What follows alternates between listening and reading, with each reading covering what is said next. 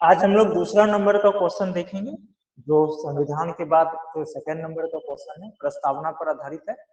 हम लोग आज इसी को देखेंगे और इसमें 3 क्वेश्चंस हैं। प्रस्तावना में आज दोपहर में समझाए थे, लेकिन आवाज कुछ एक्चुअली टेक्निकल प्रॉब्लम हो गई थी माइक्स में, जिसकी वजह से साउंड अच्छे से रिकॉर्ड नहीं किया गया। बाद में इसको डिलीट भी कर दिए क्योंकि साउंड इसमें बहुत ही खराब है और क्यों वो प्रॉब्लम हो रही थी पता नहीं, तो बाद में छोड़ दिए। क्योंकि यहाँ पर देखिए कि यहाँ टीचमेंट क्लास में साउंड अच्छे से जा रही है, ना कि यूट्यूब में प्रॉब्लम कर रही है, इसलिए वेट किए। आवाज अभी सबको सही से जा रही है?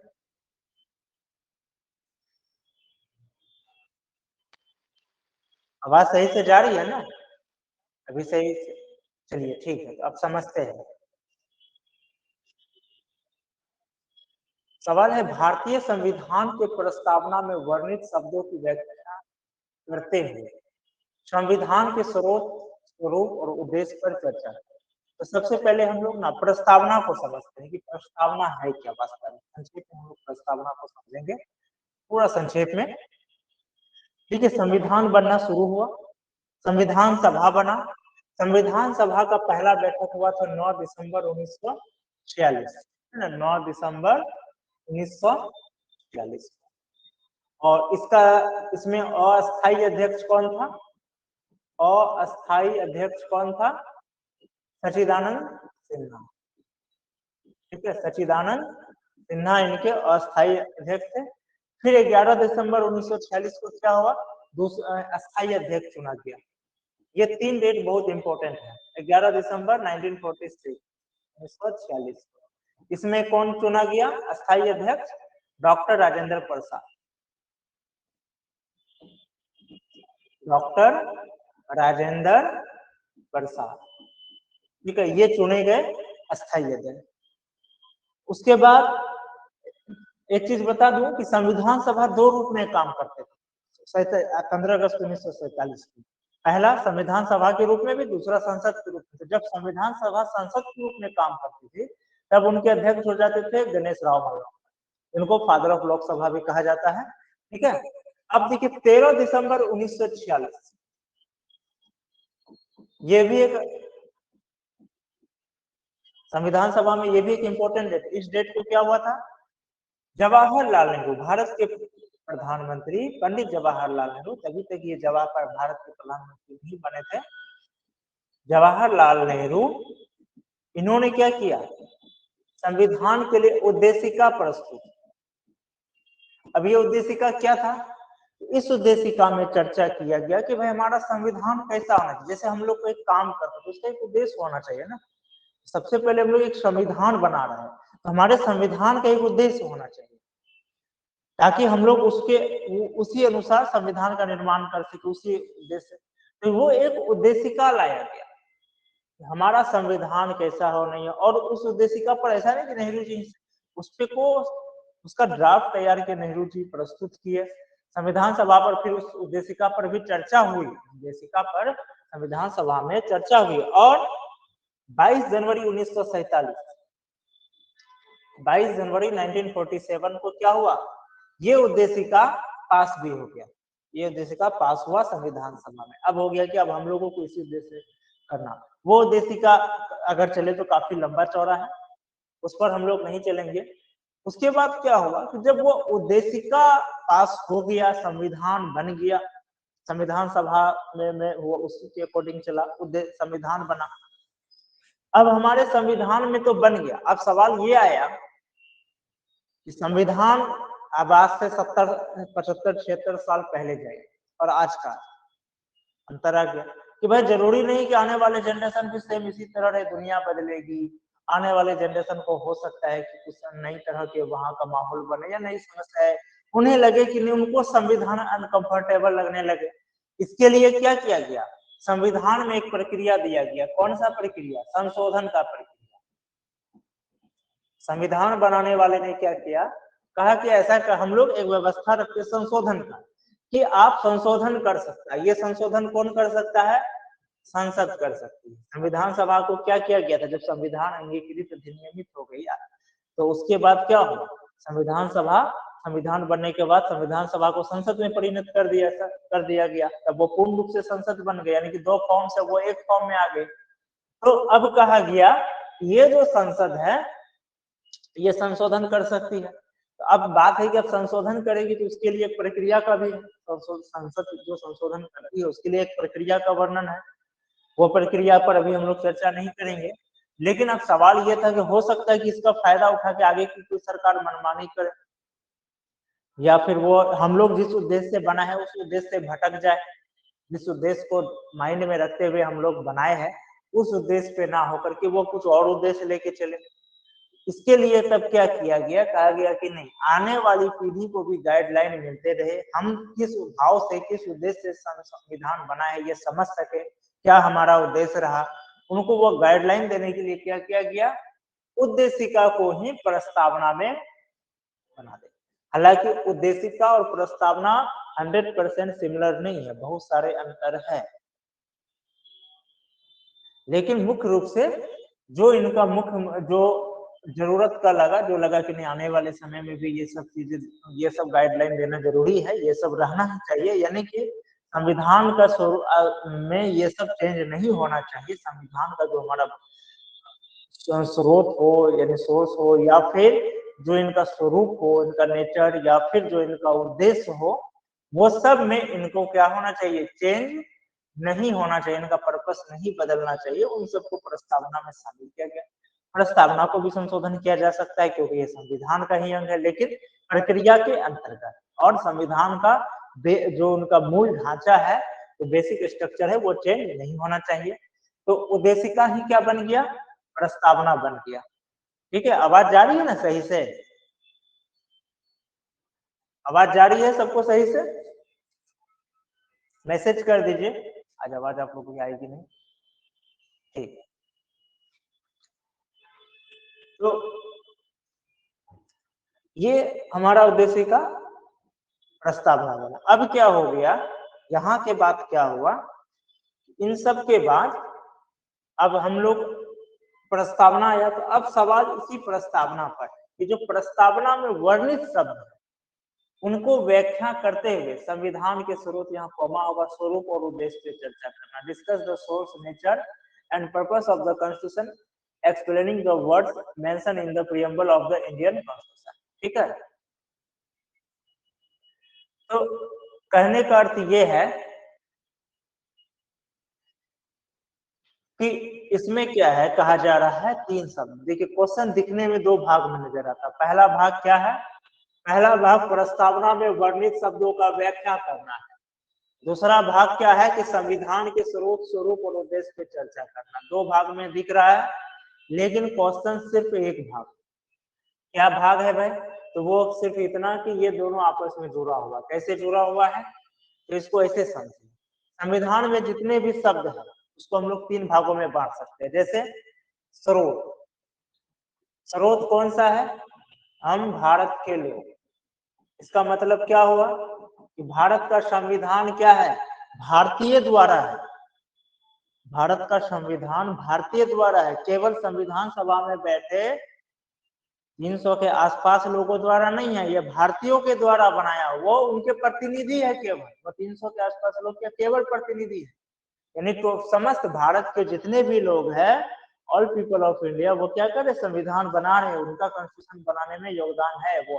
ठीक है, तो यानी संविधान का, यानी कि भारत के संविधान का स्रोत कहाँ है, हम भारत के लोग। यानी भारत के संविधान की शक्ति का स्रोत किसमें निहित है, जनता में, पब्लिक में। ठीक है, तो अब जब अगर आप स्रोत का वर्णन कर दिए तो संविधान में वर्णित शब्द का वर्णन हो गया खुद ही, 2 बार आंसर लिखने की जरूरत नहीं है। दूसरा क्या है, स्वरूप की बात करें, नेचर की बात करें। स्वरूप क्या है, लोकतंत्रात्मक, डेमोक्रेटिक, है ना, पंथ निरपेक्ष हो गया, ऐसे संविधान में के अकॉर्डिंग अलग है। उसके बाद यानी सेक्युलर, उसके बाद प्रभुत्व संपन्न, समाजवादी, है ना, सोशलिज्म हो गया, गणतंत्रात्मक, रिपब्लिक, ये सब क्या है, इनका स्वरूप है। तो जब आप स्वरूप पर चर्चा कर लिए तो ये वाला इसमें वर्णित शब्दों का व्याख्या खुद हो गया। इसलिए बोले क्वेश्चन दिखता दो पार्ट में है, लेकिन वास्तव में क्वेश्चन क्या है, एक ही पार्ट में। ठीक है, अब फिर आ जाते हैं उद्देश्य। उद्देश्य क्या है भाई इसका? अब उद्देश्य की बात करें तो उद्देश्य क्या है? उद्देश्य है, इनका उद्देश्य क्या है? स्वतंत्रता है ना, व्यक्ति विचार की, अभिव्यक्ति की, धर्म की, उपासना की, विश्वास की स्वतंत्रता, क्षमता किसका, प्रतिष्ठा एवं अवसर का, बंधुत्व की भावना बढ़ाना, एकता, अखंडता, ये सब क्या है, उद्देश्य है। अब हम इस पर चर्चा कर रहे हैं तो वर्णित शब्द का खुद हो गया। इसलिए बोले क्वेश्चन दिख रहा है दो पार्ट में, लेकिन है ये केवल एक भाग। यही आंसर राइटिंग में सबसे पहला इंपॉर्टेंट क्या होता है, सबसे इंपॉर्टेंट वर्क होता है क्वेश्चन को समझना। तो क्वेश्चन कितने भाग में दिख रहा है, दो भाग में है। कितने भाग में, एक भाग में। यहाँ तक समझ गए? यहाँ तक कोई आप लोगों को कोई दिक्कत है? मैसेज आवाज तो आज आ नहीं पाएगी तो मैसेज कर दीजिए, यदि कोई सवाल है तो वो भी लिख सकते हैं, पढ़ सकता हूँ। यहाँ तक कोई क्वेश्चन?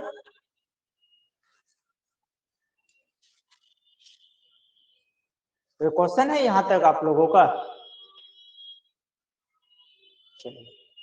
ठीक है, नहीं है क्वेश्चन, अच्छी बात है। यहाँ तक समझ गए? इस ये दिख जरूर रहा है कि लंबा चौड़ा आंसर होगा, दो दो क्वेश्चन है, लेकिन एकदम सिंपल आंसर है, एकदम एक ही बार में टोटल कंप्लीट। अब आगे देखते हैं जो बाकी के दो क्वेश्चन है उसको हम लोग समझते हैं।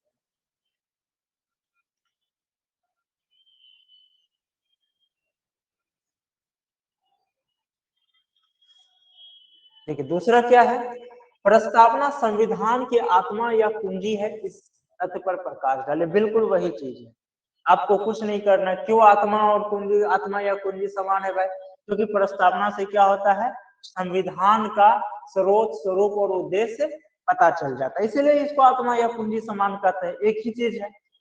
प्रस्तावना में वर्णित शब्दों की व्याख्या करते हुए स्पष्ट करें कि भारत का संविधान एक आदर्श संविधान है तथा प्रस्तावना संविधान के लिए दूरदर्शिता का एक आदर्श।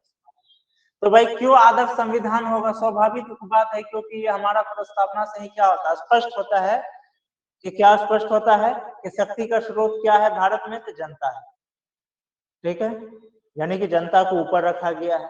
दूसरा, भारत क्या है, लोकतंत्र है, प्रभुत्व संपन्न है, पंथ निरपेक्ष है, समाजवादी है, गणतंत्र है, इसलिए यानी और ये स्वतंत्रता, व्यक्ति को स्वतंत्रता की बात करता है, यहाँ के नागरिकों को स्वतंत्रता देता है, समता दे रहा है, बंधुत्व बढ़ा रहा है, एकता, अखंडता, ये सब चीजों को लेकर के क्या हो रहा है, स्पष्ट हो रहा है कि हमारा संविधान आदर्श संविधान है। और इसी से, इसलिए क्या है, ये दूरदर्शिता का एक आदर्श माध्यम, यानी कि तीनों का ही उत्तर एक है।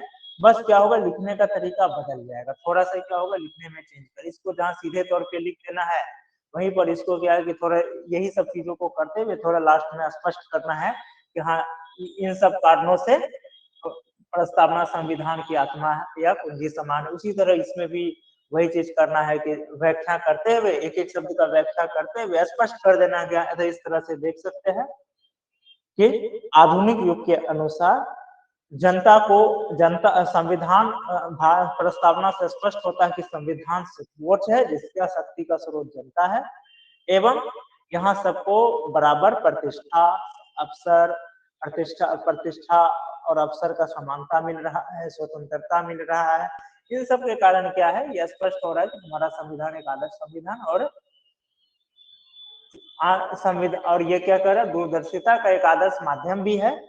ये अब वर्तमान समय में भी यदि कोई कानून बना रहा है या कोई अधिनियम लाया जाता है तो प्रस्तावना में जो स्रोत, स्वरूप और उद्देश्य रखा गया है तो उससे क्या होता है, उनसे उस कानून को, उस कानून का जो मतलब संविधान के अकॉर्डिंग है या नहीं है, उससे क्या हो जाता है, प्रस्तावना से वो स्पष्ट हो जाता है। यानी कि अब कोई एक्ट लाया, अब विपक्ष कह रहा है सपोज कीजिए नहीं ये कानून गलत है, ये कानून गलत है।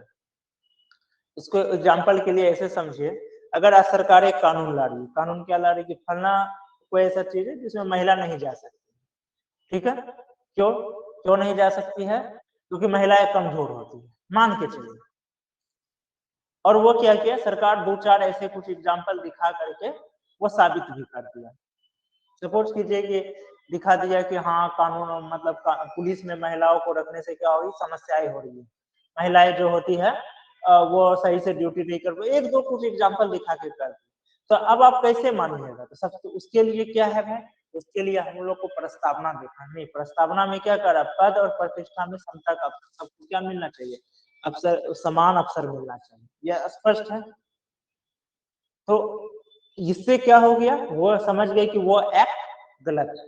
अब है कि भाई सरकार जो समस्या बता दी, उसके लिए उसको ट्रेनिंग की व्यवस्था की, जो उसको उनका एजुकेशन सिस्टम सही कीजिए, उसको वैसा ट्रेनिंग दिया जाए, हटा ही दे ऐसा नहीं होगा ना, उसको उसके लिए उसको ट्रेनिंग दिया जाए। जैसे मान के चलिए जब देश आजाद तो उसमें बहुत सारे ऐसे वर्ग थे जो देखा गया कि भाई ये तो जो जीवन का जो मुख्य धारा होती है उनसे बहुत दूर है, शिक्षा से ये दूर है, एक हाथ पीढ़ी तो छोड़ो दूर का 4-4 पीढ़ी तक इसमें इस वर्ग में कोई पढ़ा लिखा नहीं है।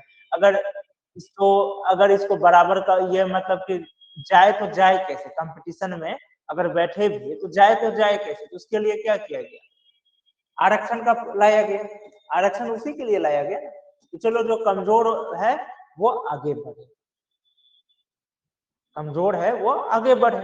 अब उसमें ये नहीं कह सकते हैं कि नहीं ये वर्ग क्योंकि पढ़ा लिखा नहीं है, इसका एक पीढ़ी छोड़िए पिछला 4 पीढ़ी पढ़ा लिखा नहीं है, अगर ये प्रशासन में या फिर सरकारी पदों में ये आएंगे तो देश के लिए अहंकारी होगा, नहीं। उसके लिए उनका एजुकेशन को आप सही करना है, अब उसको प्रॉपर उसका एजुकेशन सिस्टम सही करें, उसके लिए एक अच्छी एजुकेशन का व्यवस्था करें। ये कह करके आप उसका जो अवसर है उस अवसर में आप असमानता नहीं ला सकते, भेदभाव नहीं ला सकते। आप कंपटीशन रखे, बिल्कुल रखे, ऐसे नहीं कि ऐसे ही किसी को उठा लेना, बिल्कुल कंपटीशन रखे, टफ रखे। आप जैसा अदर का कंपटीशन है वैसे बिल्कुल उसका भी उनको ट्रेनिंग दे, लेकिन आप उसका अवसर जो है, जो उसको अवसर मिलना चाहिए उसके साथ भेदभाव नहीं कर सकते। तो ये क्या कर रहा है, यानी कि एक तरह से कह सकते हैं कि प्रस्तावना क्या कर रहा है, कम शब्दों में आपको पूरा संविधान का व्याख्या कर दिया, जिससे आप किसी सरकार की किसी कार्य को, किसी नीति को, किसी एक्ट को क्या कर सकते हैं, समझ सकते हैं कि वो सही या गलत है। इसलिए क्या करते हैं, दूरदर्शिता का माध्यम बनती है। तो कहने का अर्थ ये है कि तीनों ही प्रश्न का जो उत्तर है वो लगभग एक ही जैसा है, तीनों प्रश्न एक समान ही है, बस लिखे शब्द प्रश्न पूछने का तरीका बदला है, बस थोड़ा बहुत क्या होगा उत्तर में इनका 2-4 लाइन जो आप प्रस्तुत करेंगे, थोड़ा वो प्रस्तुत करने का तरीका बदलेगा, आंसर तीनों का एक ही रहेगा। घूम कहानी सिर्फ इतना है कि जो भी वर्णित शब्द है उसका व्याख्या कर देना है। अब तरीका बदल जाएगा, इसमें जैसे बताए कि स्रोत के रूप में, स्वरूप के रूप में, अब इसमें क्या है कि एक-एक शब्द का व्याख्या करके बता देना है। इसमें भी यही चीज है, एक-एक शब्द का व्याख्या करके बता देना किस तरह से हम लोग देख रहे हैं। प्रस्तावना में वर्णित शब्द संविधान का स्रोत, स्वरूप और उद्देश्य को स्पष्ट करके इसलिए आत्मा या पूंजी समान माना जाता है। यानी लिखने का थोड़ा बहुत तरीका बदलेगा, लेकिन उत्तर तीनों का एक समान है। ठीक है, अब नीचे का देख सकते हैं सभी कोई, नीचे भी वही है। इसमें सबसे पहला क्या है, प्रस्तावना से क्या समझते हैं, भूमिका में तो यही दे ही देना है। फिर प्रस्तावना में संविधान के स्रोतों का वर्णन करें, वही चीज था, उद्देश्यों का, स्वरूप का, सेम उसी तरह है। फिर प्रस्तावना के महत्व, ये जो महत्व वाला है इसको इसके साथ देना है। प्रस्तावना किस प्रकार संविधान के लिए महत्वपूर्ण है वर्णन करें, ये आपका लास्ट हो गया। ठीक है, ये किस प्रकार वर्णों की वर्णन महत्वपूर्ण, इसको लास्ट में भी कर सकते हैं या फिर इसको फर्स्ट में भी कर सकते हैं। एक्चुअली ये देखिए, ये जो है इसमें साफ लिखा हुआ फॉर न्यू स्टूडेंट, ये उनके लिए है जिन लोगों को आंसर राइटिंग करने में जो है बड़े क्वेश्चन को देख के डर गया, ये बड़ा क्वेश्चन देख के डर गया, पता चला वो कुछ ही लिख ही नहीं रहा, या फिर जिसको 250-300 शब्द एक बार में लिख, तो उनके लिए ये व्यवस्था रहेगी कम से कम आप कुछ तो लिखिए, 60 शब्द ही लिखिए। अब इसको 50 शब्द करके ही लिख रहे, तो धीरे धीरे क्या हो रहा है, उसको 300 शब्द लिखने में आदत पड़ जाएगी।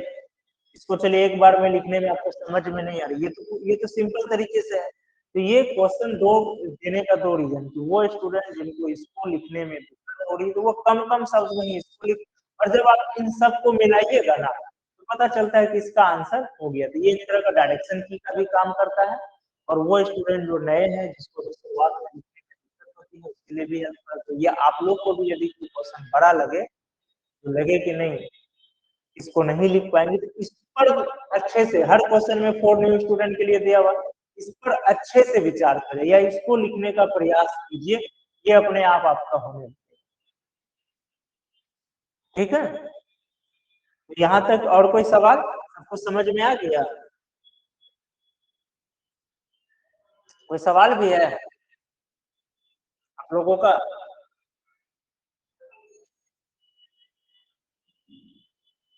क्या सवाल है आपका अंजलि जी? आया है यस सर। कोई सवाल है या फिर समझ गए उस पे यस सर किया? यस सर का दो मतलब हो सकता है, तो कोई सवाल है या फिर समझ गए इसलिए? कोई क्वेश्चन है क्या आपका अंजलि जी?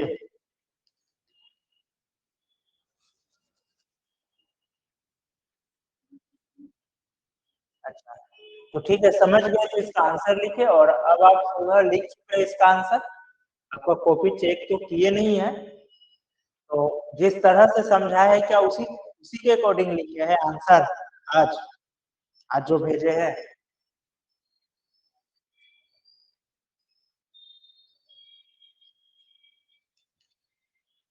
आपकी कॉपी आ चुकी है? नहीं लिखे हैं तो फिर से अब जो समझाए हैं तो दोबारा लिखिए। यदि नहीं लिखे तो अब जो समझा चुके हैं तो आपको समझ गए होंगे ना कैसे लिखना है, उसको दोबारा लिखें।